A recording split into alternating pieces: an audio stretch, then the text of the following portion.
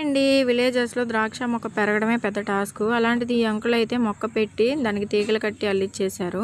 పెరగడం మాట పక్కనుంచితే కాయలు చూడండి ఎలా ఉన్నాయో గుత్తులు గుత్తులుగా కాపు అదిరింది కదా! నా కళ్ళైతే చెదిరిపోయినాయి.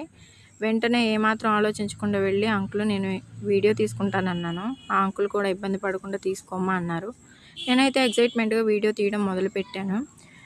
నిజంగా చెప్పాలంటే పెద్దల కంటే కూడా పిల్లలు ద్రాక్ష ఎక్కువ ఇష్టంగా తింటారు. ద్రాక్షలో రకాలు కూడా ఉన్నాయి కదండీ!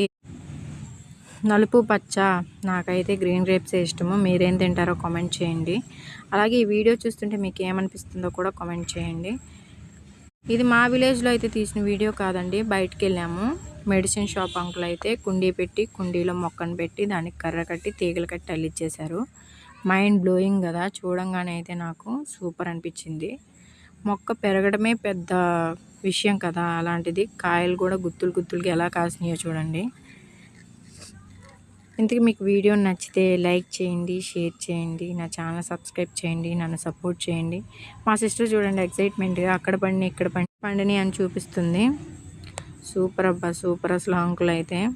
ఎందుకంటే విలేజెస్‌లో అసలు ద్రాక్ష పెరగదు. పెరిగినా కాయలు కాయదు.